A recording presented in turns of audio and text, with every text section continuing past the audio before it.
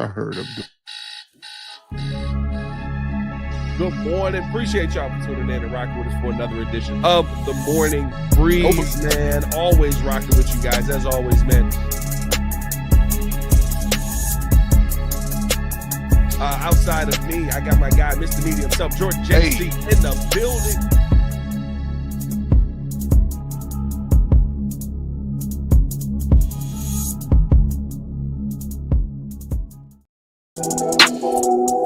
That's right. A little bit late because JC was finishing off the steak and eggs. That's what we do. That's what we do here on the Morning Breeze. All right, guys.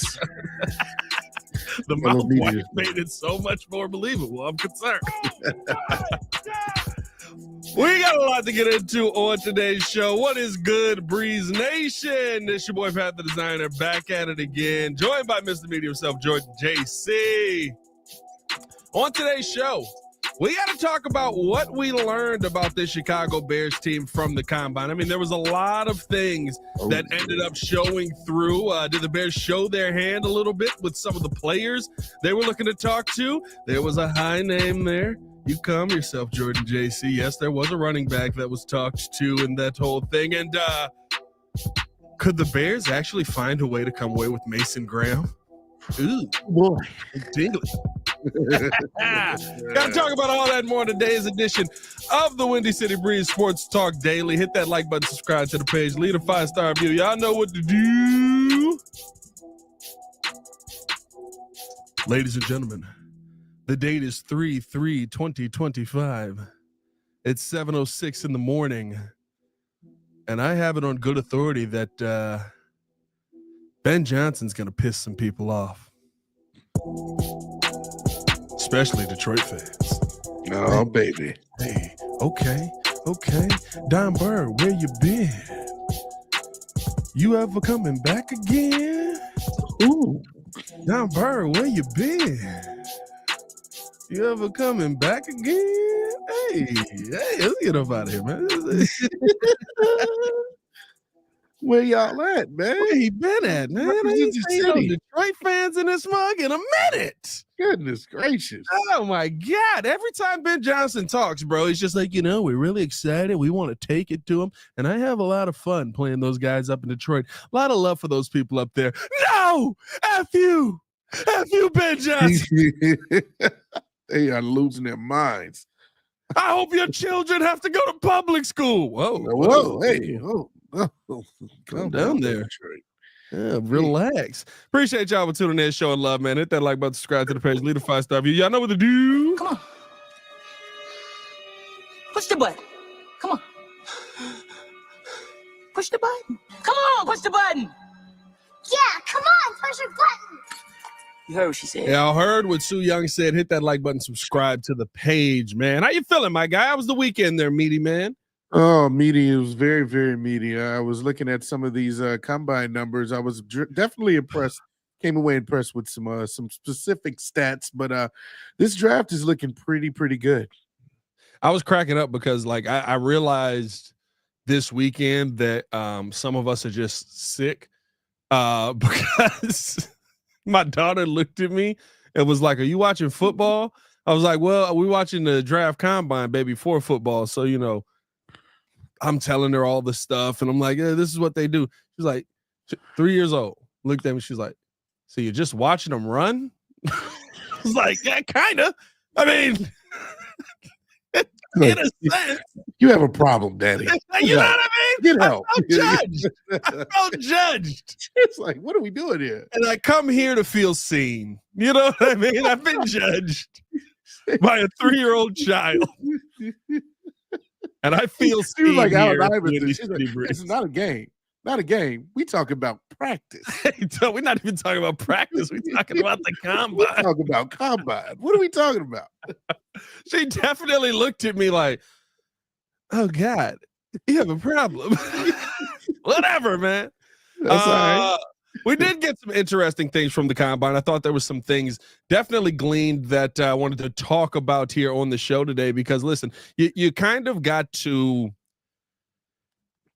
get access to the coaches, to the GMs that you normally wouldn't have access on. I thought Kevin Fishbane did an excellent job on his article on The Athletic, breaking some of these things down, and kind of what he talked about is one of the major takeaways that I don't know if I overlooked it, but I don't know if I cared as much to say this is exactly what Ben Johnson was pointing to as to how the Bears are going to do this. But I do think that there could be a little bit of a something to take away from it when it talks about building the interior of the offensive line. We've been, the Trey Smith news dropped and everyone's heart dropped with it.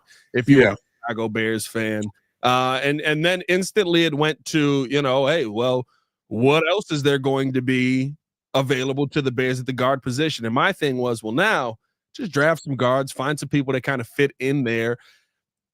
Some of the options available to you. And I did a video on this, Saturday, where you're talking about going out and getting a guy like Will Fries, trading for a guy like Jonah Jackson, possibly, and I mean you could do both.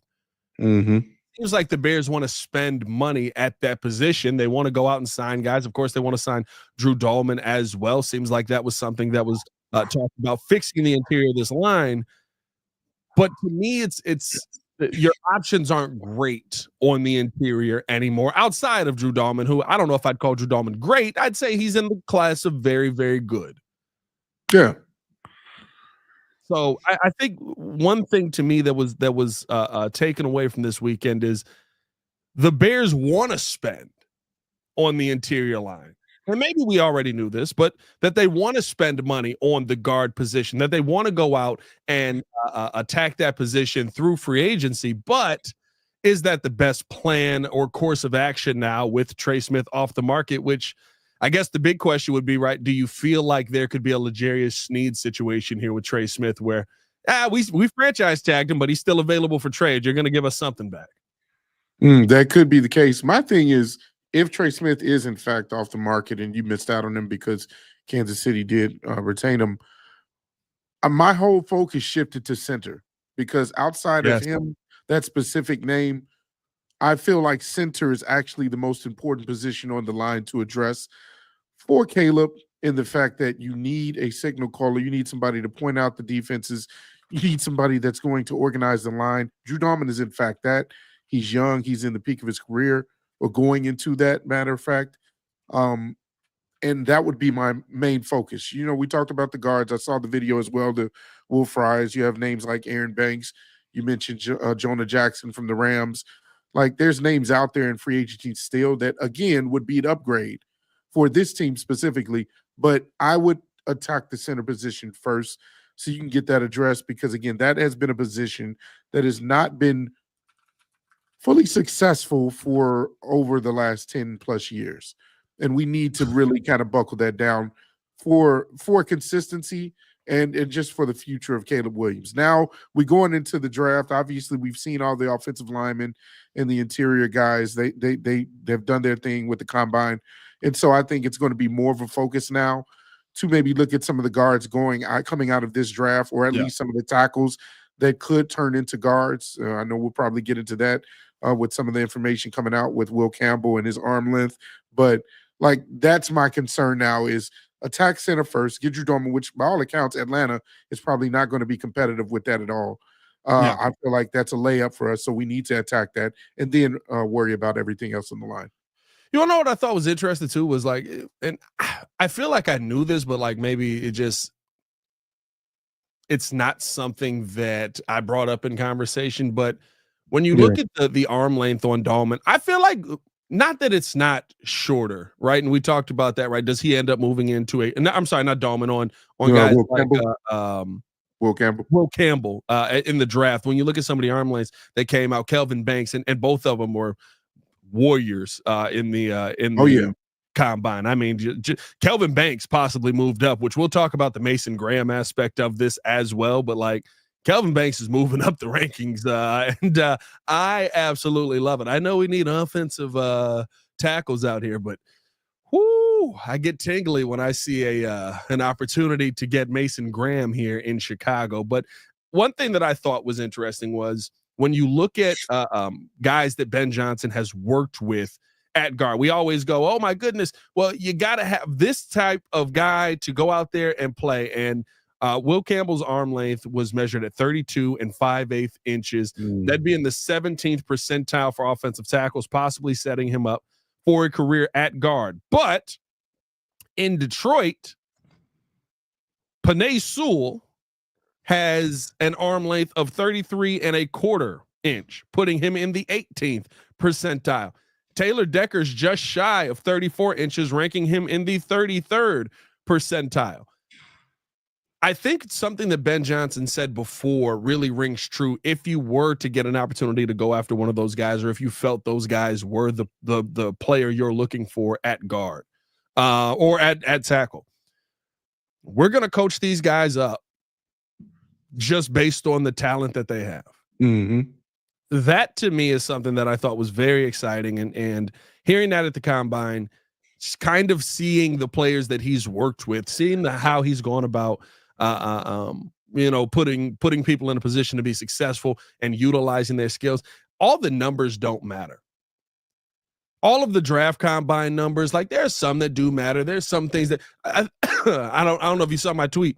It's fun watching these big dudes run down the 40-yard dash, but it is the most useless part. It has nothing to do with how they're going to really play. And somebody, Peter Bukowski tweeted at me, and he was like, well, actually, there's a correlation between good 40 times and good offensive lineman. I was like, yeah, the most agile one is going to have the best 40 time. That's not surprising. The most agile offensive linemen are usually the best, so that's not too surprising. But yeah. I thought that, coming out of this combine, clearly there is a focus here on the trenches. Talked with a ton of offensive linemen over this weekend, and I wouldn't say that you can rule Will Campbell and or Kelvin Banks, if they do come to the Bears, out as still possible tackles in this NFL, because we've seen Ben Johnson utilize guys who have shorter arms as really elite players, really elite tackles in this league. Yeah, talent outweighs position, in my opinion. When you have someone that is talented and you look on the other side of the ball, we talked about, well, would a Myles Garrett fit this system if he's, not a part of the defensive scheme that Dennis Allen is going to be calling? Why does it matter? It's Myles Garrett. Yeah. Like that you don't care. You fit a superstar into the system, you make it fit. Some of these players are just, in fact, that coming out of college. Their talent level outweighs, the arm length or the measurables, where it's like, okay, well, Will Campbell can still fight you tooth and nail like a dog. Doesn't matter if his arm length is shorter. Like, he has that dog in him that you can't teach. There are certain things that are outliers for some of these players. Kelvin Banks Jr., again, too, an outlier as well. So I had this conversation with one of our boys off line, is that, hey, you put him at tackle first. I think you put him at the position that he's comfortable with coming out of college first, and you have the development, you have the staff, you have the right coaching now to develop that and to keep that a constant. But if it all fails by any chance, which I don't see it happening, but if it all happens to fail and you have to put him in at guard, then okay, fine. Maybe he looks really elite at guard. But I would start that experiment where he was actually playing in college, the Will Campbells and the Kelvin Banks, and then move on from there. And so that's my thing, is that you got a couple of guys that are really going to be elite level talents, and sometimes the way that they play and how good they play outweighs their measurables. Yeah, no, 100%. I think that's the thing too. You just got to get the most out of them no matter where it's at. And listen, I get it. We don't want to draft a guard at 10. I wouldn't want to draft a guard at 10, but you know what I do want to know that we came away with? A good player. Yeah. That's really the only thing that comes down to, that matters at the end of the day. We went out and got a guard at 10, and maybe he was an overshoot. Is he good at his job? If he's good at his job, we care less. Yeah. You know what I mean? That's honestly what it comes down to. If he is somebody who you look at and you say, well, you know what? Don't have to call his name. Don't have to worry about him being out there. Now, are you going to sit there and say that it's the perfect scenario? No, I'd probably say maybe it's a little bit of an overdraft, or maybe there's a little bit of a miss at that spot. If you have, I don't want to say a miss. What is it? Maybe there's more of a, you took a big swing and it turned into a double. Right? You went for the fences and it turned into a double off of the wall. Still a good play, but you were hoping for more. But at the end of the day, if you tell me we come away with this with our starting guard of the future, I'm not upset. Where was Tevin Jenkins drafted at? Who cares? He can play football. Doesn't matter. Yeah. You know what I mean? But we know where Braxton Jones was drafted at. Mm-hmm. You only really know or highly remember the people who were a miss. You know what I mean? Like you focus more on the guys when they miss. And so for me, like the big thing coming out of the combine is just, are there people out there that fit Ben Johnson's scheme that are extremely talented players that you can come away with at 10? And it seemed like they talked to a lot of them. We got to actually talk about one of them here because dare I say, they're having conversations with running backs, and I'm not very high. You're not too happy about that. Depends on the running back, but there may be a Caleb Johnson in your future. Shout out to Paulie G with the super chat. Draft the best player available who fits Johnson's scheme. Polls can't overthink this or get cute. Yeah, essentially, yeah. I'm with that. KD said Tev fell to the late second because of injuries. Facts. He was a second round pick. Yes, but my point in all of that is Tevin Jenkins can play. We don't care. You know what I mean? Like it's when guys can play. Like Jackson Powers Johnson was a late first round pick, or was he early second? Late first, early second. If he's a starting center at the end of the day and he went in the first round, no one's gonna care. You know what I mean? Like, it's just, we care when guys aren't what they were billed to be. Mm-hmm. Or if it's this overwhelming miss, right? I will never forget where Torrey Taylor was taken. Don't you dare. Where was he taken? Right ahead of Bucky Irving. Oh, man. 4th round. Whatever. And anyway, before we get into running back talk, before you start disrespecting my running backs again, I would be I would feel bad if we didn't actually mention a name that really stood out to me, because we always talked about this guy. I feel like come draft time, the actual draft day, I think that he might be in the mix up top in the top later or earlier part of the draft. So that's Arman Mimo. Do you like the Mimo? He actually came out really, really like firing on all cylinders. There was something that was posted by Warren Sharp of Sharp Football. It said 332-pound Arman Mimo hit 20.28 miles per hour on the 40. For context, Tyreek Hill's 191 pounds, top speed on this 80-yard foot race it was a video shown, was 20.27 miles per hour. So Mimo hit a faster speed. Now, again, of course, we're not saying that tackle's going to be running all over the field like wide receivers, but I just thought that was just a freaky stat. And this just shows just how athletic, how impressive he was at the combine. I feel like he's going to raise his draft stock. We already talked about some comparables with him. A lot of people are comparing him the closest to a Quentin Nelson. I know we already have our right tackle in Darnell Wright, but that would be a guy, if you wanted to take a chance on moving him in at guard or right guard, or maybe experimenting with him at left tackle.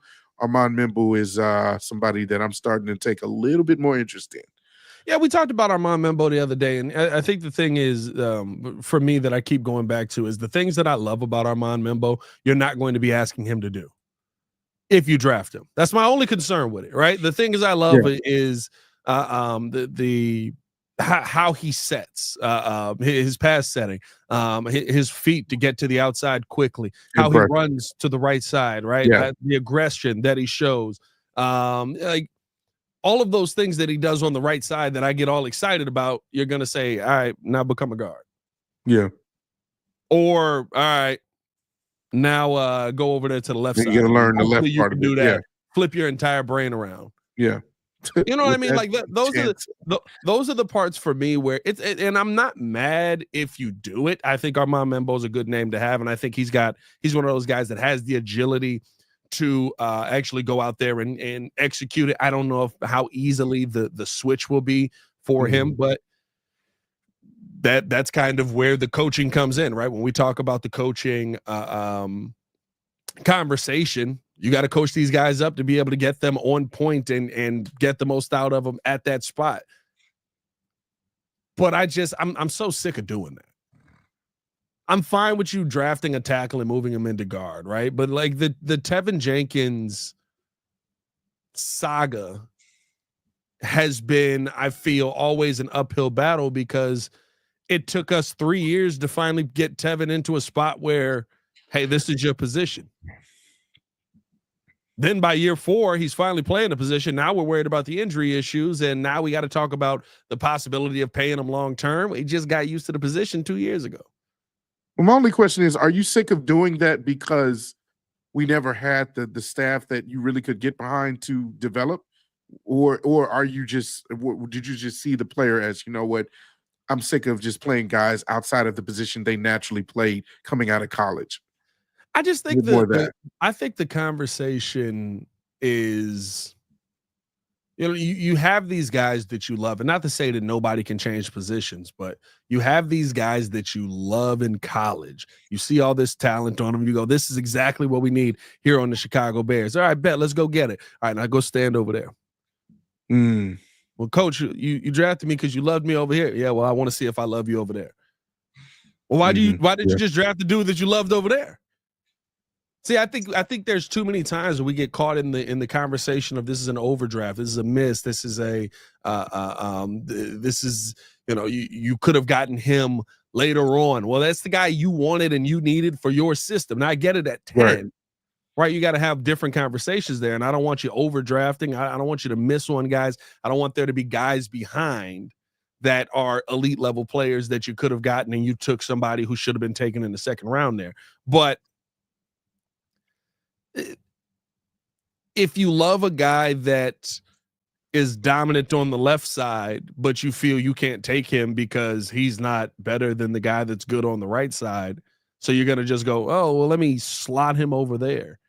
Like it doesn't make sense to me. Just find another piece that you love that you're going to play at that position and then go get the dude that's good on the left side. I think Mimbo can do it. I think that he's extremely talented. I'm not saying that you shouldn't take him and try that. This is something that the NFL has done for years, that a ton of players have done and have had Hall of Fame careers moving around on the offensive line, defensive line, no matter what, right? But it's just one of those things in the draft. I'm always like, why didn't you just take the dude that you loved on the left side where he fit? So you think that it's basically we shouldn't be doing we shouldn't be like a mad scientist at 10. Like don't sit out there and try to experiment too much with something when you can clearly address left tackle with some of the better left tackle names in the draft instead of going for somebody nice like Mimbo. I get you. Because here's my thing, right? Like the situation that we're in, and it seems like Kelvin Banks is possibly moving up the draft board, and we could talk about this and the running back conversation coming up here, but like, if I love what Arman Mimo brings and say I want him on the right side or I want him on the left side, but Mason Graham is sliding down the board. Oh yeah, I'm taking. I love what I got here with Arman Mimo. Yeah, and he may be the 10th overall pick. The value may be there, but I got to do all this stuff. But Mason Graham's right there. Yeah. Well, just take Mason Graham. Now that may be a apples to oranges conversation because I'm taking Mason Graham no matter the situation. But we'll talk about that possibility because we did get a little bit of insight on that, and that could fall in the Chicago Bears' favor. Shay Norling has broken out the prayer circle. But first, we do want to listen into a word from our sponsors here over at Aura. Cue the Aura music. We'll be right back right after this. Appreciate you guys for tuning in and watching the show. Today's episode of the podcast is brought to you by Aura. Have you ever done a Google search on your own name. You'd be surprised what pops up. Your full name, email address, home address, health records, your relatives. It's all out there. And that's why I've been using Aura, the sponsor of today's video. Aura shows me which data brokers are selling my information and automatically submits opt-out requests just for me. Cleaning up my information not only helps reduce the amount of spam I get, but it protects me from hackers who could use that information to help them access my social media, bank accounts, and other sensitive information. It's really simple to set up. I don't have to download several apps or go to things like antivirus, VPN, password management, parental controls, identity theft, but you can get all of that in one place with Aura. I get everything at one affordable price as well. You may already have one or two of these tools, but not having Aura is like leaving the front door locked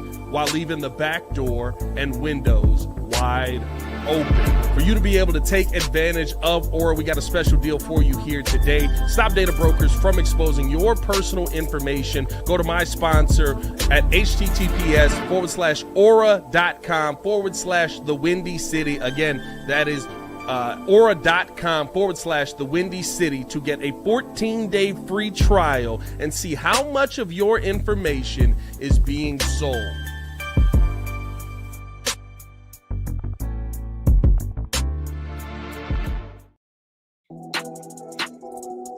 Welcome back. Appreciate y'all for tuning in and showing love. Hit that like button, subscribe to the page, leave a 5-star review. Y'all know what to do. Jordan JC, we got over 100 in that shit. Over 200 in that shit. Hey. Over 300 in that shit. 300. Good morning. 300 in the building, man. Let's hit that like button, man. Let's get over 300 likes on the video, man. Appreciate y'all for tuning in, showing love. Talking about the combine, talking about some of the plans that might have been able to glean away from the Chicago Bears in this draft combine, because there's a lot of conversations that always happen over the draft combine time here. And yeah, a lot of chatter. I mean, listen, there was a trade that happened. Oh boy, there was a trade that happened. Little Debo Samuel to Washington. Like that? I don't know if I like that. I didn't. I didn't. I'll be in the minority. Oh no, I'm with you. I'll be in the minority. You now listen. You only traded a fifth, so I don't think it's the end of the world, right? But $21 million for a guy whose receiving success rate has dropped from 54 to 40%. He's been a little questionable lately. I don't know. Maybe he could revive something. Like I'm everybody's like, no, you don't understand, man. I don't know why I picture everybody as just like a drunk in my mind. Drunk guy just like yelling in your face. I'm saying, help me. No, I'm just playing. But well, like, he's gonna be unlocked, and he may. Right? I'm not saying that it's impossible. Debo Samuel is not 106 years old, right? He's still a young player. He dealt with some injury, dealt with some sickness last season. Maybe it does come back for him. And Jaden Daniels is the guy that unlocks all of that for him. And I hope that he does, right? I'm fine with me. But I wouldn't do it. Yeah. Yeah, I mean, I wouldn't have done it. I wouldn't have done it. Seems a little expensive for a high price name. Yeah, I'm good on that. So, but a lot of chatter happening at the combine, and some of the chatter right now is that Kelvin Banks Jr. could be moving up a lot of people's draft boards. Charlie Campbell of Walter Football. If you don't know about Walter Football is actually very good for the NFL draft. This is like their Super Bowl time of year. Sources say that Texas offensive tackle Kelvin Banks and LSU's offensive tackle Will Campbell are both in play for the Jaguars with the 5th overall pick. Now, the exciting part about this is that felt like kind of where it was pretty obvious that Mason Graham was going to go. It seemed like the Jaguars were the team who, if you viewed Will Campbell as the guy, right, Kelvin Banks didn't reach near that peak. The thing about this is Will Campbell has been heavily rumored to the New England Patriots at 4. Mm-hmm. So that means that if you're that excited about it, and I'm all for guys moving up and getting tingly. Are we going to go Will Campbell, Kelvin Banks, 4 and 5, which open things up for the possibility of, dare I say, Mason Graham sliding a little bit here, or the possibility of the Chicago Bears going, hold on, ladies and gentlemen, Mason Graham is sliding. We may have to trade up. Do you think Mason at 10 though? But because for me, I think even if he were to get past the couple teams that he was projected to go to, and then there's a shakeup, because again, there's always names that move up and down the draft. And come draft time, we're probably going to see a few names that we never really assumed would be in the top 10. We talked about even an edge rusher like Mike Green jumping in there. Arman Mimbo's name is going up draft boards. His stock has risen. There's a lot of people who is really, a lot of guards actually out of this combine that have really kind of made their name for themselves. For me, I feel like you would still have to trade up to that 6 or 7 spot. 100%. What would that take? What would that take? Would that take, again, just 10 and 41, 10 and 39, 10 and 72?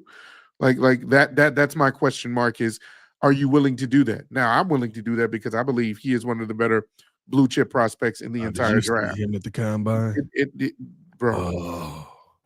Oh, you wouldn't know that Mason Graham is a monster, bro. They had him on Fred the Sled. Fred died. Bro, I was like, oh God. Yeah, it got a little tingly. I'm not gonna lie, it got real tingly up in there. My thing is, yes, you sacrifice a little draft stock or a little draft for one of the actual blue chip players for one of the better names there. That yes, no matter where you hear his name, he's going to be in the top 10, and so you do move up for a name like that.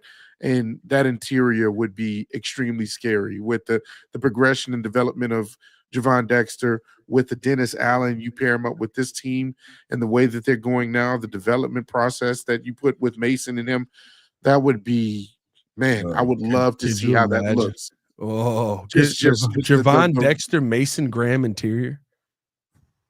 Over the years, how disruptive that would be, how forceful that would be. And then we talk about the quickest way to the quarterback is from the interior. Like that would be crazy.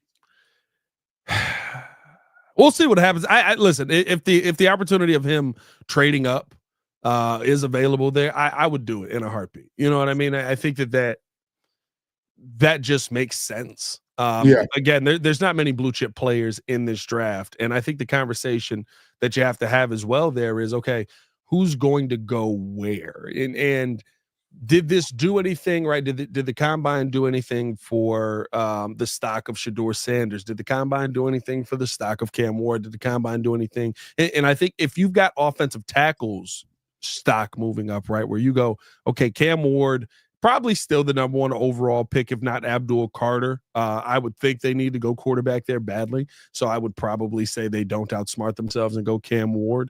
Abdul Carter 2. I think you're probably talking about Travis Hunter, the Giants right now.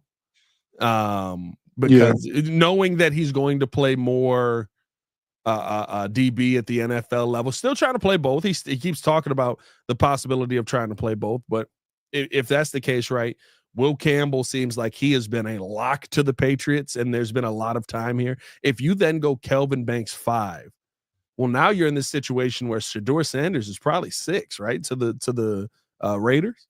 Oh yeah, Vegas. Oh yeah, absolutely. That so now you're probably talking about trading up to 7.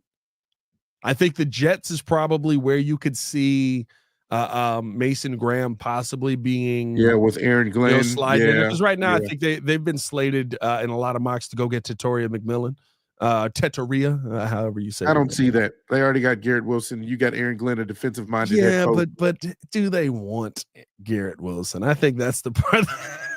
You'd be crazy not to, but okay. Garrett Wilson's a dog. I'm not saying he's not a dog, but it feels like Garrett Wilson quickly turned into the what? The diva of that team with Aaron Rodgers on it, which is a little bit impressive. Our receivers are always going to be divas. The best ones are always crying. That's true. But I'm just saying. You go out. You got an opportunity. You're rebuilding. You need somebody opposite Garrett Wilson anyway. It's not like you don't need another wide receiver. You could get that guy opposite. They've already got defensive line. They've already got offensive line. But I think that's where you could see possibly a change in there. And that would be kind of where I would say if you're going to have to move up to get him, that would be the range. And I don't think that would cost you much. I think you probably could pull that off for 10 and 39. But even in that scenario, I can see that. Yeah. Even in that scenario, then maybe some future capital, future third or whatever, take it. Even in that scenario, though, right? Like, there's so much talent in this draft. Do you feel you need to? Because I keep saying this, right? Like, Mike Green is high on my list, and there are people that are like, Mike Green, I don't see what you see in him. Most people have Mike Green going to the Panthers at 8.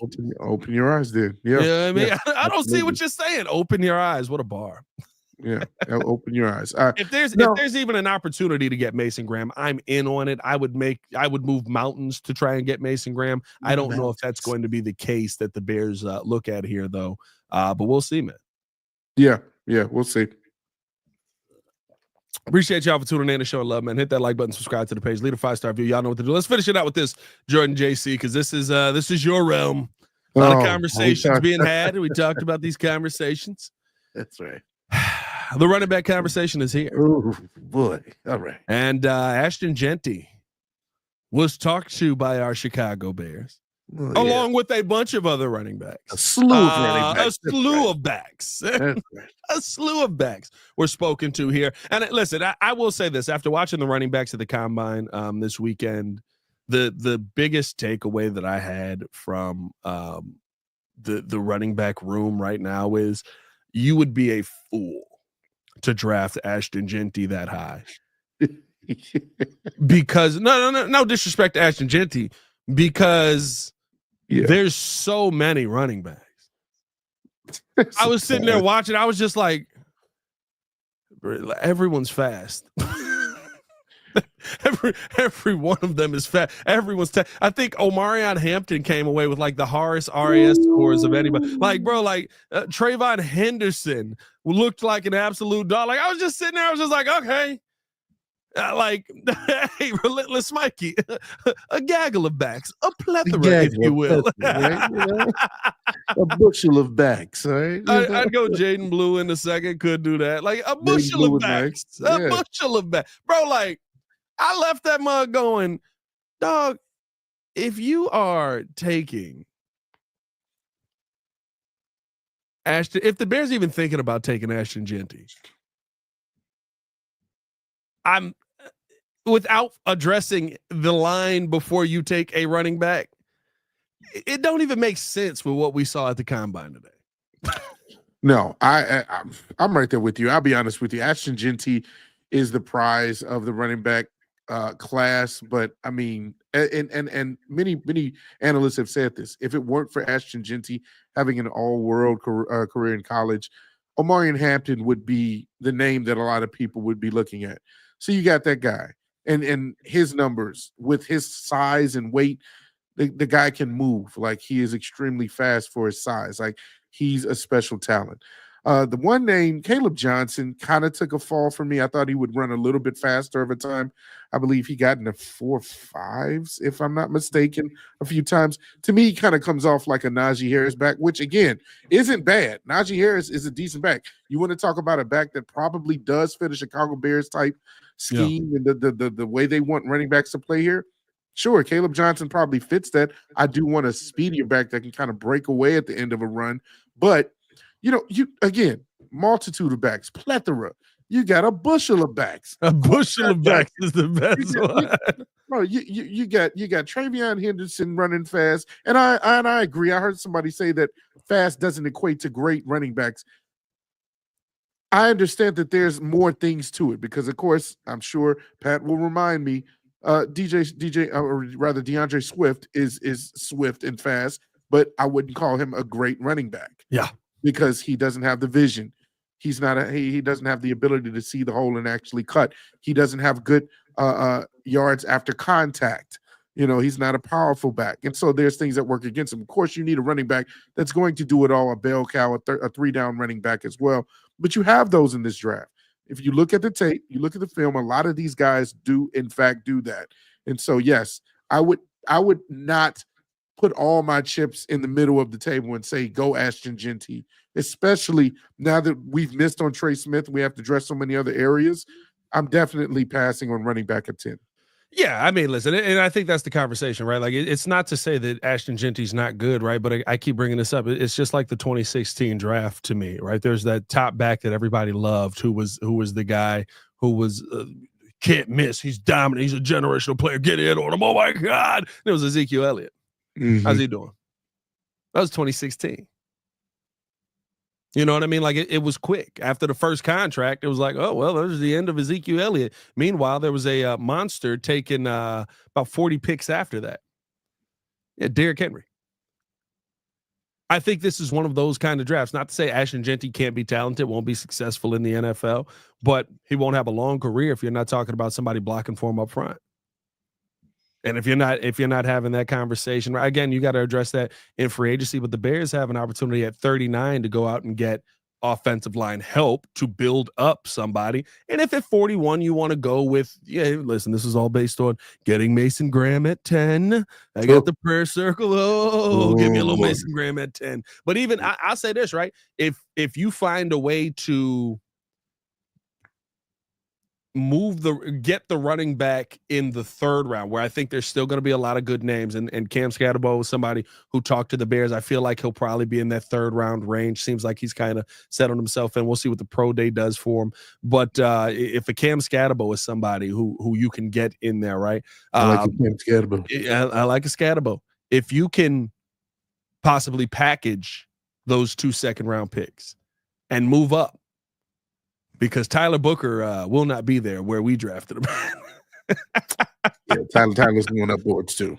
Tyler Booker will not be there where we drafted him at. Yeah, I mean, he's flying up boards, and he looked absolutely monstrous. But whatever path you take, I thought, and I can't remember who exactly wrote this, but they said if you don't come out of this draft with a running back, it's because you weren't looking for one. Yeah. That's how deep it is. That's how deep the running back class is here.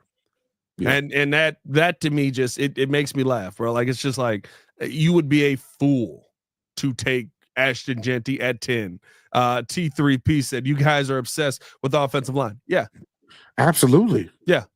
We don't have one. I don't know if you saw the clip I posted on Twitter yesterday, JC. But it was me, March 2nd.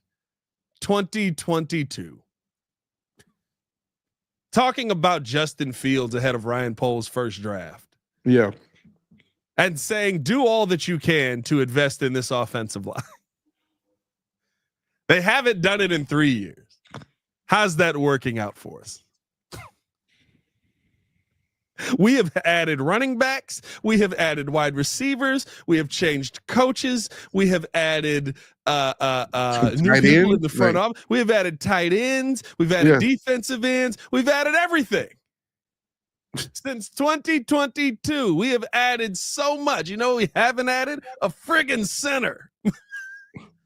We've added offensive linemen, but they've been linemen from teams that have willingly let them go. I got Coleman Shelton back here doing his best mambo, not a membo. A mambo is like people are just pushing past them. Oh, excuse me. I mean, I'm not like, what are we talking? No. Yeah, I'm obsessed with the offensive line. Yeah, I think we want that addressed. Sweet Jesus. Hey, man, appreciate y'all. Before we get out of here, we do got to talk about the fact that we got over 400 in the chat. Over 500 in the chat. 500. There we go. Hit that like button, subscribe to the page, man.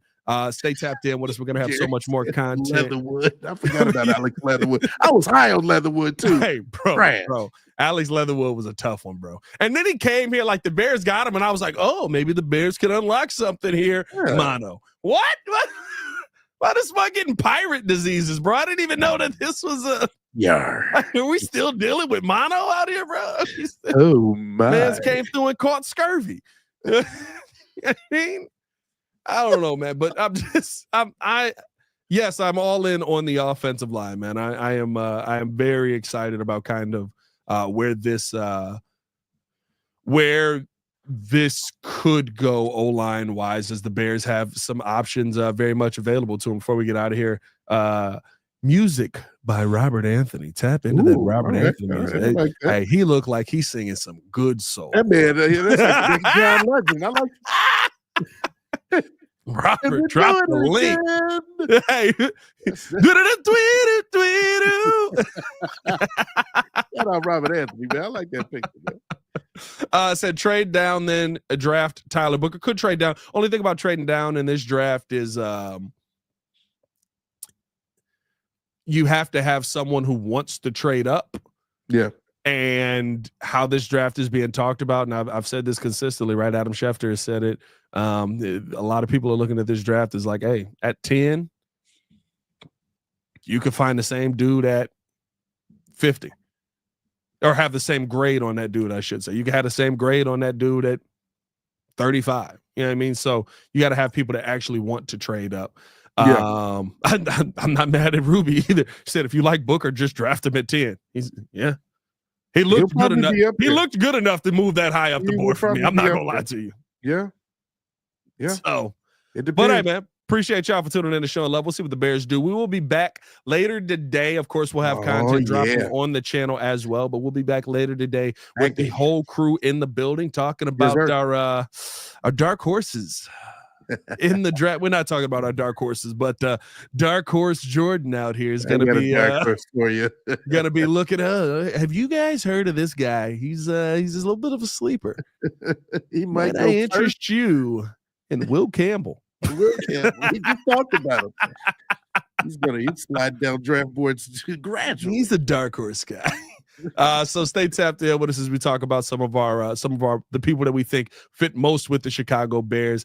Have a good day, y'all. Appreciate y'all for tuning in and showing love. For Mr. Media himself, Jordan JC, it's your boy Pat the Designer, back at it again. Y'all stay safe out there, Chicago. Have a great day. Peace. Yeah. The best show for Chicago sports. Is Jimmy Hoffa and Crimson like the new feud that we got going on in this? I don't know, man. And then we got Every another day. Packers fan in here. Legit Pack fan has been talking crazy. They're coming in droves now. Gonna have a plethora of Pack fans in here in a minute. That's all right. Stay around when we're kicking your can all across the frozen tundra, the tundra trio, if you will. Love.